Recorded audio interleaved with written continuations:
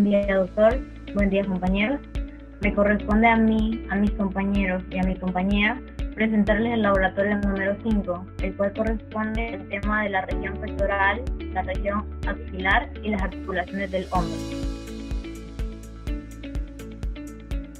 Estamos hablando de los huesos de la cintura escapular. ¿Qué es la cintura escapular?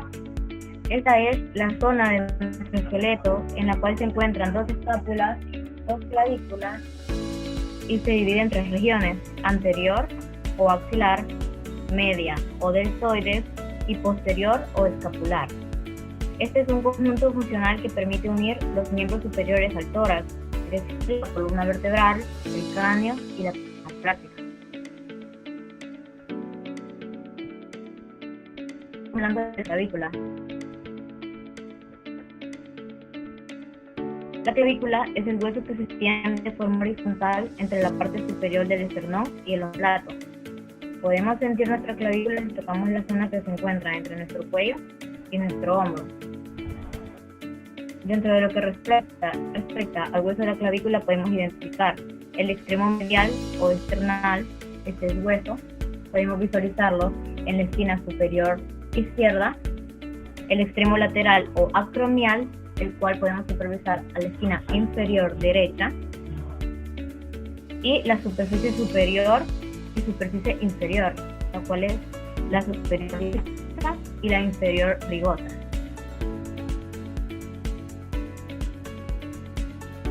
Vamos a continuar hablando de las escápulas. Este es un hueso grande, plano y triangular. Dentro de ella podemos identificar dos superficies, la costal y la posterior, las cuales podemos ver como la costal es la anterior y la postal es la posterior.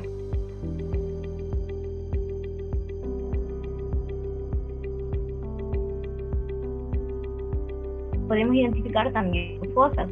Contiene tres fosas. La fosa subescapular se encuentra en la zona inferior. La fosa supraespinosa se encuentra en la parte superior, y la fosa infraespinosa es la que se encuentra un poco más arriba del inferior, de la subescapular. Podemos mencionar también bordes, que contiene tres bordes: el lateral o axilar, que es el que se encuentra de forma lateral, el borde medial o vertebral al costado derecho, y el superior, que es el que se encuentra en la zona superior del escápula.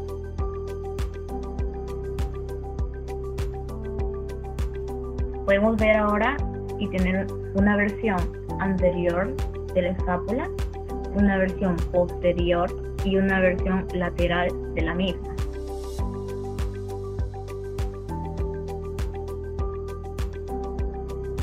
Ahora les hablaré del húmero.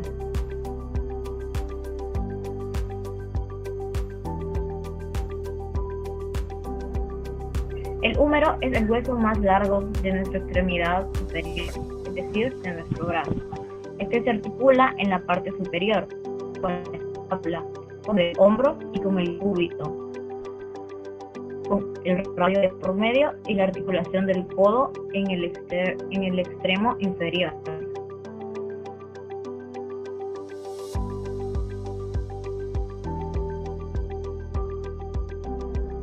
Les hablaré del esternón.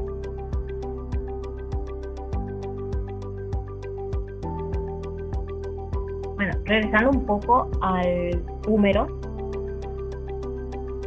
podemos mencionar que el húmero, podemos identificar en el húmero tres partes: su extremo superior o proximal, en el cual encontramos la cabeza, el cuello anatómico, el tubérculo mayor, el tubérculo menor, el surco intertubular, corredera distal y el cuello quirúrgico. Como segunda parte, la diáfisis. Este es el nervio surco radial, también conocido como canal de torsión, y la tuberosidad deltoidea. Finalmente podemos encontrar el extremo inferior, el cual es el cóndilo del húmero con sus dos partes, la tróclea capitulum, el epicóndilo medial, el epicóndilo lateral, la fosa caronoidea, la fosa orocraneana y las crestas supracondiliares, tanto la interna como la externa. Ahora sí, hablemos del esternón.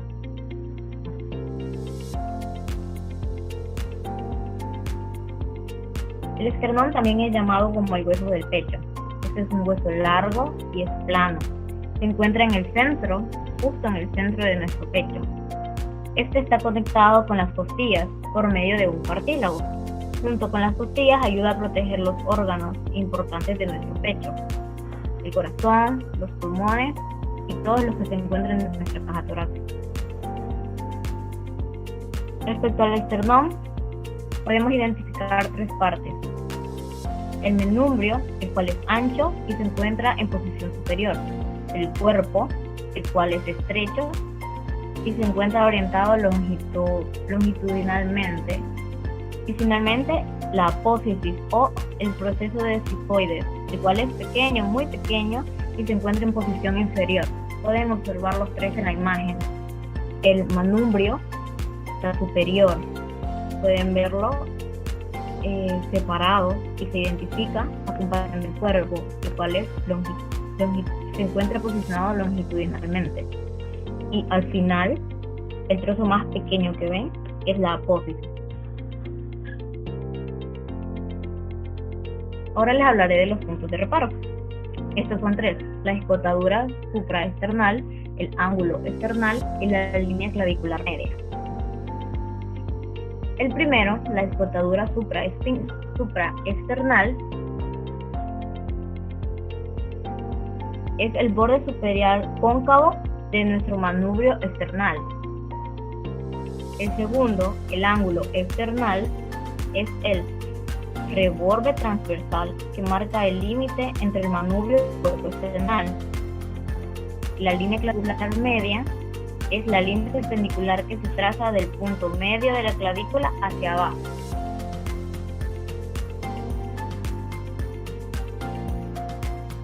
Ahora les hablaré de las articulaciones de las estructuras. Como primera articulación encontramos la articulación acromioclavicular, la cual se divide en el conoide, el cual está situado en una posición posteromedial, y el trapezoide, el cual está situado en una posición anterolateral.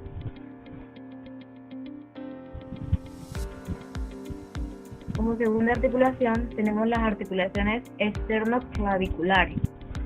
Estas se pueden dividir en el extremo proximal de la clavícula, la escotadura clavicular del manubrio esternal y el primer cartílago costal. Estas se clasifican como sinoviales o biaxiales en silla de montar de un encaje recíproco. Esta separada por completo de dos compartimientos por la clavicular, el cual podemos observar en la imagen. Nos lo ilustra perfectamente.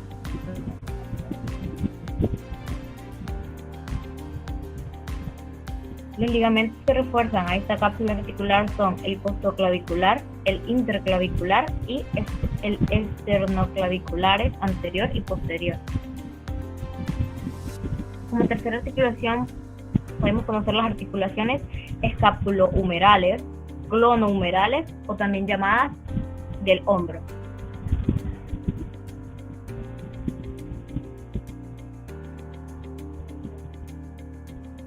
Ahora les hablaré acerca de las características anatómicas de la articulación del hombro, la cual les mencionaba anteriormente.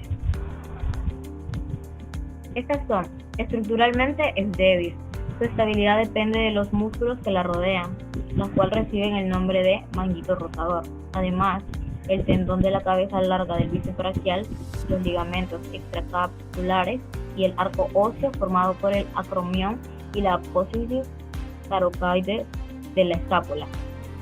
También podemos identificar como otra característica la convexividad de la cabeza del húmero, la cual es mucho mayor que la concavidad de la cavidad glenoidea de la escápula. También tenemos como característica la cavidad glenoidea, la cual se hace más profunda por la presencia del labro glenoideo y el rodete glenoideo. Ambas de estas articulaciones, tanto la cabeza del húmero como la cavidad glenoidea de la escápula, están cubiertas por un cartílago iliano en la cabeza del húmero. Este es más grueso y se encuentra en el centro de la periferia.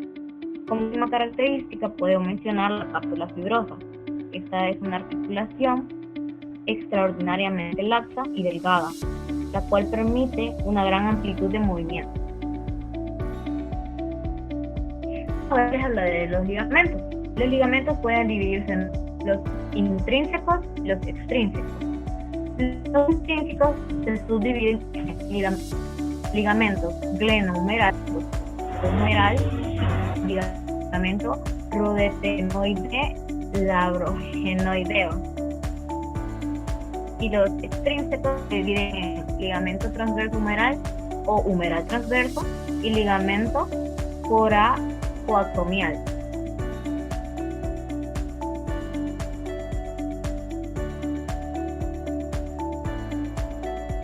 Finalmente les hablaré de los movimientos de la articulación del hombro y los músculos que estos producen.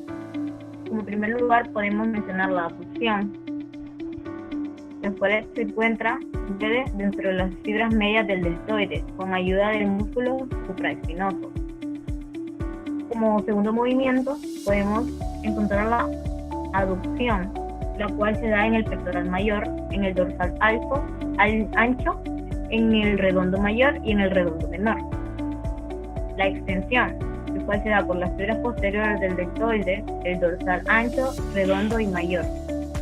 La flexión, pues se encuentra en las fibras anteriores del deltoide, el pectoral mayor, el bíceps braquial y el caropobraquial. La circundancia es la secuencia ordenada de la flexión, abducción y extensión y aducción, es decir que es una unión de las anteriormente mencionadas. Rotación medial es una subescapular. Esto sucede en el dorsal ancho y el redondo mayor. Y rotación lateral. Esto se da en el infraespinoso y el redondo menor. Esta sería mi participación. Seguirían mis compañeros. Mi nombre es Enrique José Rodríguez Díaz, del Grupo Teórico 02. A continuación seguiré con la exposición del laboratorio número 5 de macroanatomía. Bien, continuando con la exposición del laboratorio número 5, ahora veremos la región pectoral del plano superficial. Aquí tenemos una disección anterolateral. Se pueden observar unos lóbulos glandulares, que son estos. Estos son glóbulos glandulares, que el parénquima mamario consta de 15 a 20 glándulas de estos lóbulos, ¿verdad? Tiene de 15 a 20 glándulas lobulares, y cada uno de ellos posee un conducto lactífero o galactóforo, que son estos. Estos son conductos galactóforos que, si se puede observar, salen del pezón. El pezón es este. El pezón es una prominencia situada en el cuarto espacio intercostal. Está formada en su mayor parte por fibras musculares lisas y rodeado por una zona de piel pigmentada, que es esta, la cual también tiene un nombre y es areola. Esta areola contiene glándulas sudoríparas y sebáceas, que son estos puntitos que se ven aquí. Son las glándulas sudoríparas y sebáceas, estos puntitos que se pueden observar por aquí. Esto amarillo es grasa, ¿verdad? Aquí también podemos ver unos ligamentos suspensorios de la mama, que son estos. Podemos observar el músculo pectoral mayor. También podemos observar el músculo serrato anterior, que es este. Y podemos observar el músculo oblicuo externo del abdomen, que es este de aquí. Este de aquí es el músculo oblicuo del abdomen.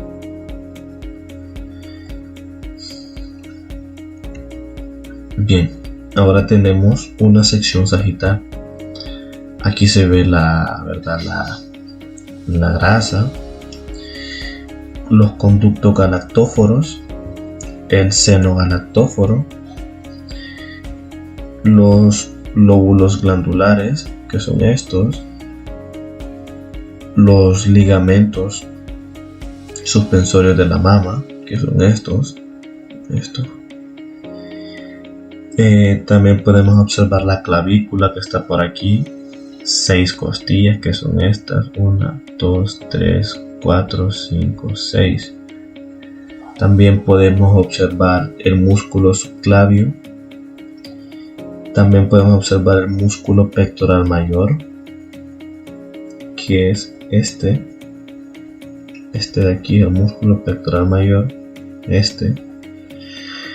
También podemos observar unas fascias pectorales, que son estas líneas blancas, estas de aquí y estas de aquí.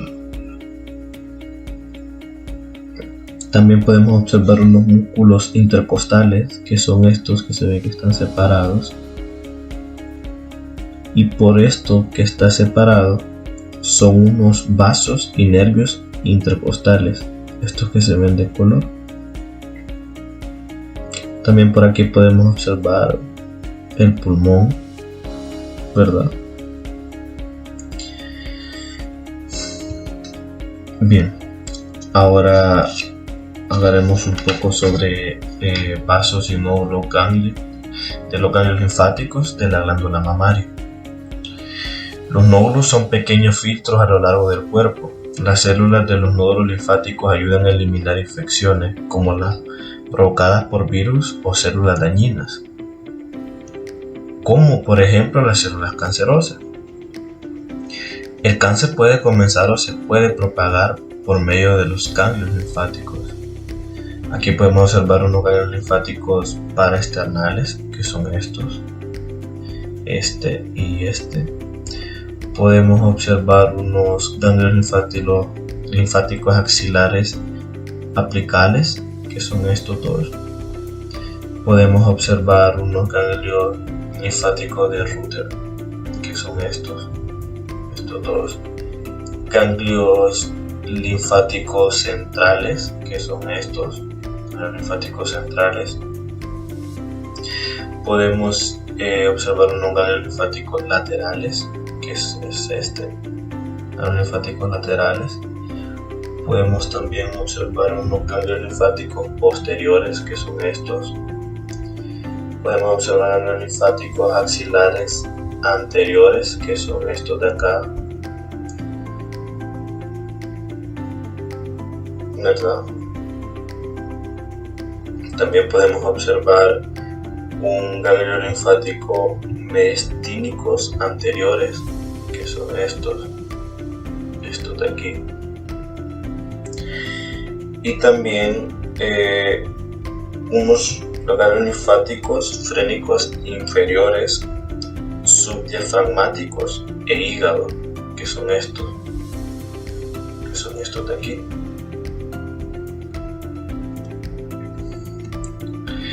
Bien, ahora hablaremos sobre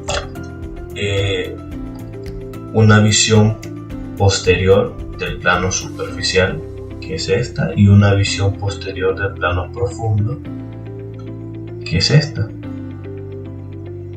Bien, por aquí podemos observar el músculo supraespinoso, que es este. También podemos observar el músculo infraespinoso, que es este y este que se observa por aquí. Y también podemos encontrar el músculo redondo menor. Estos tres músculos se originan en la escápula y se insertan en el tubérculo mayor del húmero. Estos tres músculos. También podemos encontrar el músculo deltoide. Los músculos deltoides, que son estos. Estos son los músculos deltoides. También podemos observar la fascia infraespinosa, el músculo trapecio, que es este, y el triángulo de auscultación, que es este que está aquí. Podemos también observar una apófisis espinosa de la vértebra T12, que es esta que está aquí, y podemos observar una apófisis espinosa de la vértebra C7, cervical 7 y torácica 12. Esas dos pueden ser observadas en esta imagen. Aquí está el músculo elevador de la escápula. También tenemos el músculo romboide menor y el músculo romboide mayor, que es este, y este músculo romboide mayor. También podemos observar el acromión. El acromión, por su parte de arriba, está restringido por la apófisis coracoides y por otro lado se une con la clavícula para formar la articulación acromioclavicular, la cual colabora para que se den los movimientos de todo el complejo articular del hombro. Este que se observa por aquí. También podemos observar el músculo del tríceps braquial, que este es la cabeza larga y esta es la cabeza lateral. Estos son del músculo tríceps. El músculo dorsal ancho, que se encuentra por aquí. También podemos observar el músculo de la escápula, que se encuentra por acá. Bien, ahora vamos a observar una visión anterior. Por aquí se observa una porción clavicular. Aquí, una porción clavicular, una porción esternocostal y la porción abdominal. Estas tres porciones conforman el músculo pectoral mayor. Estas tres porciones están conformadas por el músculo pectoral mayor. Aquí podemos observar la clavícula, el músculo trapecio, el músculo omozoideo y lámina superficial de la fascia cervical, que es este. Este es el esternón, el sexto cartílago costal, los músculos oblicuos externos del abdomen, que es este y este. También podemos observar el músculo serrato anterior, que es este por aquí y este. El músculo dorsal ancho, que es todo este. Podemos observar también los músculos del tríceps, la cabeza larga, que es este, y esta es la cabeza corta del músculo bíceps braquial. También tenemos el tríceps, que está aquí, de cabeza lateral, el tríceps braquial de cabeza lateral. También está la vena cefálica, que es esta, los músculos deltoides, obviamente el acromión y el triángulo delectopectoral, que es este de acá, el triángulo delectopectoral, que es este de aquí.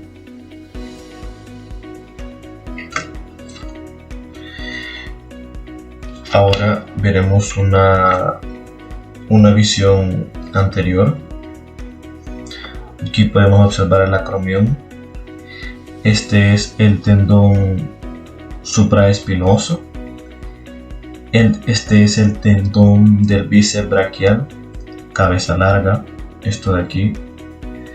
El ligamento coracomial, que es este y este. También podemos observar la apófisis coracoides, que es este de aquí. El ligamento transverso superior de la escápula y escotadura de la escápula, que es este y este de aquí. Este y este. El ligamento transverso y la escotadura de la escápula. Este es el músculo subescapular. Este músculo subescapular. Ahora veremos una visión posterior. El músculo supraespinoso. La espina de la escápula. Esta. El acromión. El tendón supraespinoso, que es este. Los músculos infraespinosos, que son este, por aquí y por aquí. El músculo supraespinoso. También tenemos el músculo redondo menor, que es este, ¿verdad? Y tenemos el nervio axilar, que es este por aquí. Bien, esta ha sido toda mi participación. Gracias por su atención prestada. Buen día, estimado doctor, compañeros. Mi nombre es Brian Armando Revelo Cerrato del Grupo Teórico 02 y me corresponde proseguir con el desarrollo del laboratorio número 5. Empezando así con la axila o hueco axilar. Esta es la puerta de entrada al miembro superior y es un área de transición entre el cuello y el brazo. Esta proporciona una vía de paso, centro de distribución normalmente protegida por el miembro superior aducido para las estructuras vasculonerviosas que discurren hacia el miembro superior y retornan de él. Los límites que se establecen para la axila o el hueco axilar, en su base tenemos de forma cóncava formada por la piel y la fascia de la axila, es delimitada por el borde inferior de los músculos pectoral mayor anteriormente y latísimo del dorso posteriormente. En cuanto a su pared anterior, está formada por los músculos pectoral mayor, pectoral menor, subclavio y la fascia clavipectoral que envuelve a los dos últimos. En su pared posterior está formada por los músculos subescapular, terete mayor, latísimo del dorso, cabeza larga del tríceps braquial y la cara costal de la escápula. En cuanto a su pared medial, está formada por las primeras 4 costillas, los músculos intercostales correspondientes y el músculo serrato anterior. En su pared lateral podemos observar que es estrecha y está formada en su totalidad por la corredera bicipital del húmero. Se sitúa entre las inserciones de los músculos latísimo del dorso y pectoral mayor. En cuanto a su ápex, vértice o entrada, se sitúa entre el borde posterior de la clavícula, al borde superior de la escápula y el borde externo de la primera costilla.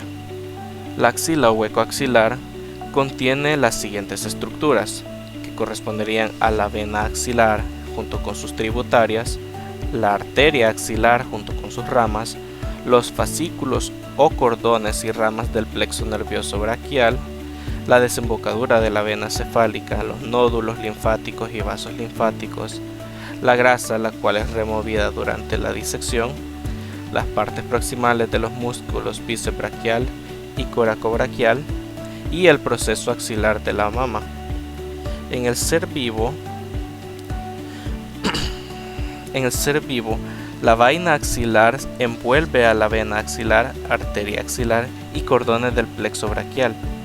En los cadáveres por lo general se retira dicha vaina para exponer su contenido. Bien, en la primera lámina observamos las fascias pectoral, clavipectoral y axilar.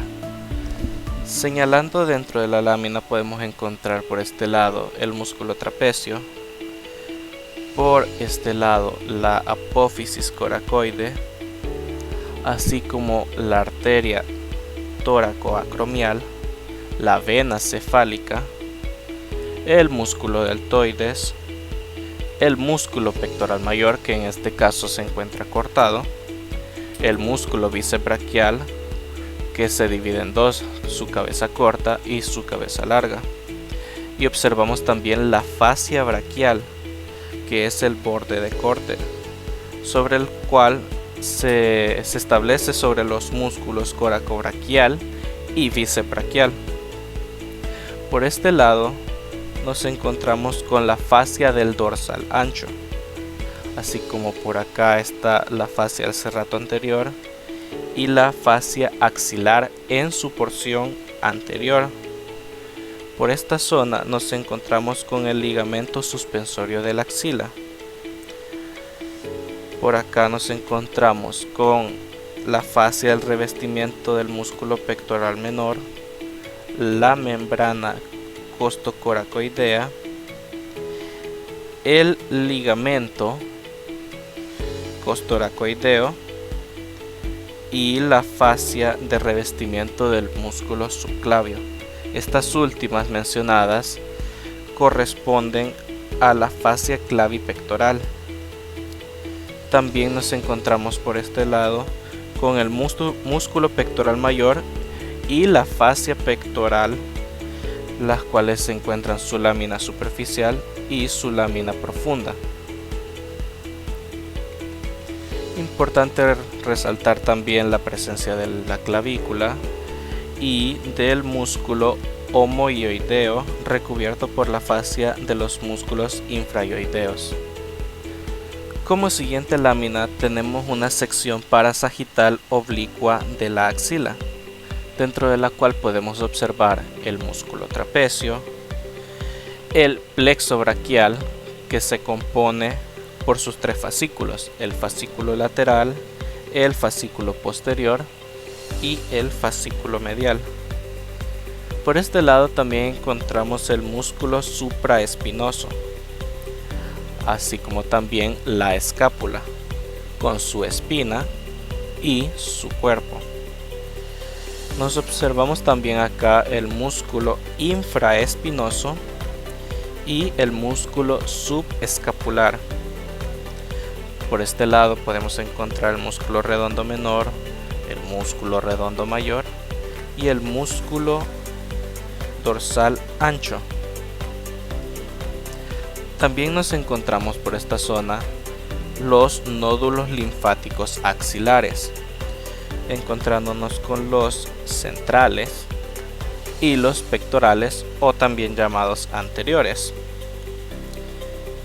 Bien, por este lado nos encontramos con la fascia axilar, la cual se encuentra fenestrada, el ligamento suspensorio de la axila, así como también, pasando a la inervación, el nervio pectoral medial. Este, como podemos observar, inerva al músculo pectoral menor y el músculo pectoral mayor y su fascia. Acá podemos observar la vena axilar y la arteria axilar. Por este lado observamos la membrana costocoracoidea, así como también la arteria tóraco-acromial y la vena cefálica. Superior a estos nos encontramos con el ligamento costoracoideo, el músculo subclavio y fascia, la clavícula y superior a este el músculo homoioideo. Continuando tenemos una disección escapulohumeral en su vista anterior, dentro de las cuales podemos observar el acromión, el tendón del supraespinoso, el tubérculo del húmero por esta parte, el tendón del subescapular, la vaina tendinosa intertubercular, y bajo esta observamos el tendón del bíceps braquial correspondiente a su cabeza larga. Este en la disección se encuentra cortado. Por este lado encontramos la arteria circunfleja humeral anterior, mientras que de este lado, pasando por el espacio cuadrangular, observamos el nervio axilar y la arteria circunfleja humeral posterior. Por este lado nos encontramos con el músculo bíceps braquial con su cabeza larga y su cabeza corta, mientras que de este lado nos encontramos con el músculo coracobraquial. Por este lado, contiguo al espacio cuadrangular, se encuentra el espacio triangular, por el cual sale la arteria circunfleja de la escápula, así como también se inserta, la arteria circunfleja de la escápula proveniente de la arteria subescapular. Por este lado nos encontramos con el músculo dorsal ancho, el músculo redondo mayor, el músculo subescapular, así como también las arterias y nervios toracodorsales, los cuales son para el dorsal ancho. Nos encontramos por acá también con el músculo subescapular y los tendones del bíceps braquial en su cabeza corta y del coracobraquial, los cuales se encuentran cortados en esta disección, y el tendón del pectoral menor, el cual también se encuentra cortado en esta disección. Podemos observar la apófisis coracoide por este lado, la arteria y nervios supraescapulares, así como el ligamento transverso superior de la escápula y el agujero supraescapular. Continuando, tenemos una disección escapulohumeral, pero esta vez con una vista posterior, dentro de la cual nos encontramos con el músculo supraespinoso, el cual se encuentra cortado, la espina de la escápula, el músculo infraespinoso, el cual se encuentra cortado en esta disección, así como el espacio triangular, dentro del cual podemos observar una parte de la arteria circunfleja de la escápula profunda al espacio. Por acá está el músculo redondo mayor, la cabeza larga del músculo tríceps braquial, la cabeza lateral del tríceps braquial, y en este intervalo triangular nos encontramos con la arteria braquial profunda y el nervio radial. Por esta parte tenemos el nervio cutáneo braquial lateral superior. En el espacio cuadrangular que da paso al nervio axilar y la arteria circunfleja humeral posterior. Por acá nos encontramos con el músculo redondo menor, el músculo deltoides, que se encuentra en este caso reflejado, la cápsula articular del hombro, el tendón del infraespinoso, que también está reflejado, así como el acromión. Por este lado, por el espacio que se forma en el ligamento transverso superior de la escápula y la escotadura de la escápula, podemos observar una porción de la arteria y del nervio supraescapulares, mientras que su otra porción está por este lado. Continuando con el siguiente tema, veremos la arteria axilar. La arteria axilar es la continuación de la arteria subclavia y recibe el nombre de axilar desde el borde externo de la primera costilla hasta el borde inferior del músculo terete mayor o redondo mayor. La arteria axilar se divide en tres partes relacionadas con la posición del músculo pectoral menor. La primera parte es superior, la segunda parte es posterior y la tercera parte es inferior. Bien, dentro de esta lámina podemos observar la anastomosis alrededor de la escápula, así como la división de la arteria axilar.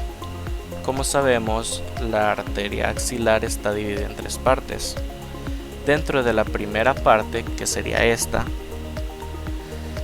solamente da origen a la arteria superior o torácica suprema, la cual está acompañada por el otro lado por la arteria torácica interna. En su segunda porción nos encontramos de que en el tronco arterial toracoacromial surge la arteria toracoacromial. Esta a su vez se divide en varias ramas, las cuales son la rama clavicular, la rama acromial, la rama deltoidea, así como también la rama pectoral. Pero no da origen únicamente a esa arteria, sino que si nos fijamos por esta parte, da origen a la arteria torácica externa, mamaria externa o torácica lateral. Esta se origina al posterior al músculo pectoral menor y desciende a lo largo del borde inferior o externo del mismo músculo pectoral menor. Llegando a la tercera parte de la arteria axilar, nos encontramos que al tronco está la arteria subescapular, que sería esta de acá, pero es importante notar que esta es la rama más gruesa de la arteria. Algunas veces se origina en la segunda parte, pero hay que notar cómo el tronco se divide en sus ramas terminales, que serían la arteria circunfleja de la escápula, que sería esta porción de acá, y también la arteria tóraco-dorsal. La arteria circunfleja escapular sigue un curso posterior al pasar por el espacio triangular homotricipital, mientras que la arteria tóraco-dorsal llega al músculo latísimo del dorso.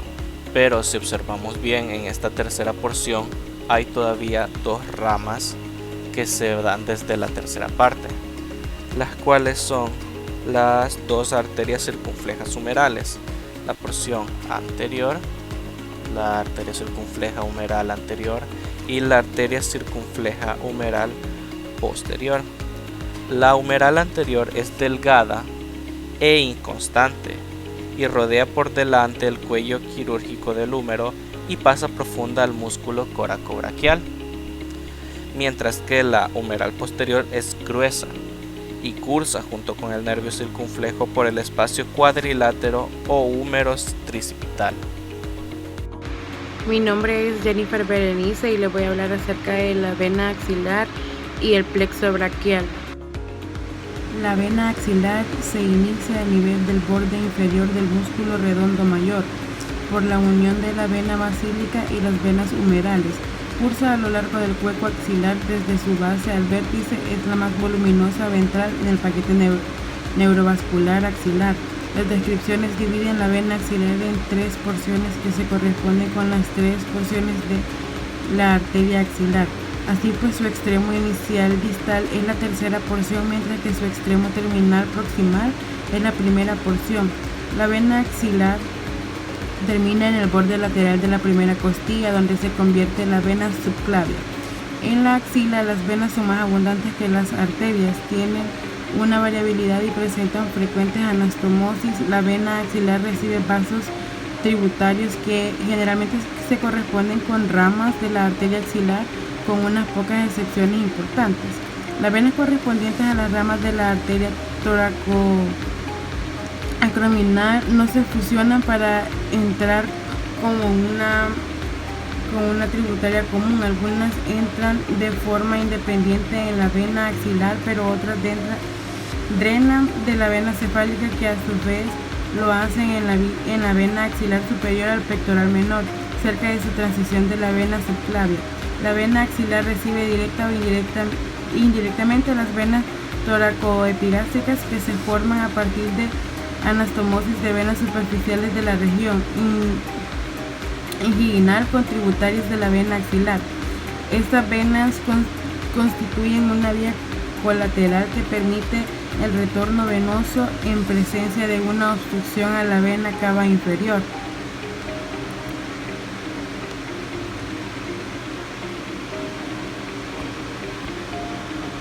Los nódulos linfáticos axilar. El tejido conectivo fibroadiposo de la axila contiene numerosos nódulos linfáticos. Los nódulos linfáticos axilares se distribuyen en 5 grupos principales, que son pectoral, subescapular, humeral, central y apical. Los grupos se disponen de un modo que recuerda la forma piramidal de la axila. 3 de estos grupos se relacionan con la base triangular, uno en cada esquina de la pirámide, que son nódulos linfáticos laterales, nódulos linfáticos centrales, nódulos linfáticos apicales, nódulos linfáticos subescapulares y nódulos linfáticos pectorales. Los nódulos linfáticos pectorales son entre 3 y 5 y se sitúan a lo largo de la pared medial de la axila, alrededor de la vena torácica lateral y al borde inferior del pectoral menor. Los nódulos pectorales reciben linfa principalmente de la pared torácica anterior, incluida de la mayor parte de la mama y el plexo subareolar. Los nódulos linfáticos subescapulares, que son entre 6 o 7 y se sitúan a lo largo del pliegue posterior de la axila y de los vasos sanguíneos. Los nódulos linfáticos diferentes de estos 3 grupos se dirigen a los nódulos linfáticos centrales. 3 o 4 de estos grandes nódulos se sitúan en profundidad al pectoral menor, cerca de la base de la axila, asociados a la segunda porción de la arteria axilar.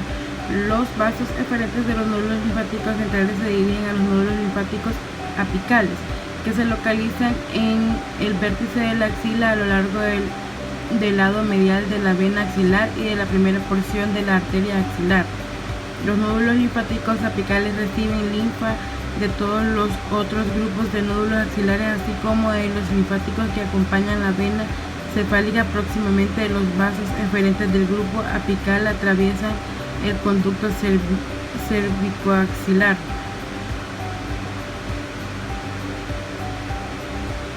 Estos vasos eferentes se acaban uniendo en forma del tronco linfático subclavio, aunque algunos pueden drenar por el camino a través de los nódulos linfáticos claviculares.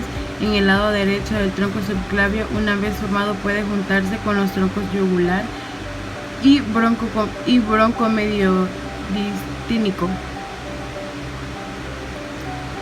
para formar el conducto linfático derecho o desembocar en el ángulo venoso derecho de forma independiente. En el lado izquierdo del tronco subclavio normalmente se une al conducto torácico.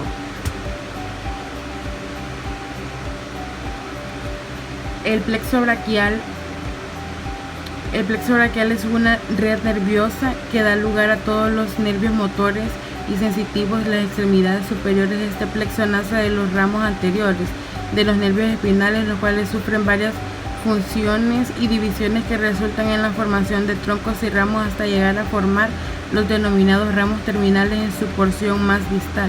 Estos ramos terminales son responsables por la inervación motora y sensitiva del miembro superior, incluyendo a los nervios musculocutáneos axilar, radial, mediano y ulnar. Además de los ramos terminales, el plexo braquial da origen a ramos preterminales llamados ramos supraclaviculares, que dejan el plexo en varios puntos a lo largo de su recorrido. El plexo braquial puede ser un tema muy difícil de entender por su origen complejo de los varios ramos que presenta en sus relaciones y estructuras adyacentes, confundiendo a muchos estudiantes al leer libros extensos de anatomía. Por este motivo, Preparamos una visión general clara y concisa del plexo braquial, así como reglas mnemotécnicas, y otras estrategias de aprendizaje importantes que te ayudarán a entender y a memorizar todo lo relacionado con el mismo. El plexo braquial se origina en los ramos ventrales de los nervios espinales, conocidos como raíces. Estas raíces se unen inmediatamente después de su salida de la médula espinal para formar los troncos que subcutáneamente se separan en divisiones. Finalmente, las divisiones se unen en fascículos que emiten a los ramos terminales del plexo braquial. Aparte de los ramos terminales del plexo braquial, hay varios nervios que se ramifican en los segmentos previos de los ramos denominados ramos preterminales. Nacen de los troncos y raíces y son llamados en conjunto, mientras que los nervios que emergen de los fascículos en sí son denominados ramos infraclaviculares, mientras que los nervios que emergen de los fascículos son los ramos terminales del plexo braquial. El plexo braquial se inicia en los ramos anteriores de los nervios espinales que emergen de la médula espinal inmediatamente después de su origen, y estas 5 raíces nerviosas se unen para formar 3 troncos: el superior, el medio, el inferior. Este segmento del plexo braquial da origen a 3 ramos laterales: el nervio escapular dorsal, nervio torácico largo y nervio intercostal. Al alcanzar la superficie posterior del tercio medio de la clavícula, cada uno de los 3 troncos, que son tronco superior, medio o inferior, estos se fraccionan en una división anterior y otra posterior. Estas forman un total de 6 divisiones, 3 anteriores y 3 posteriores, que pasan por debajo y por detrás de la clavícula para entrar a la región axilar. Bueno, esta ha sido nuestra participación como grupo. Espero la información les haya ayudado, y si tenía ya alguna información, espero esta haya sido como una retroalimentación para ustedes, y esperamos que les guste.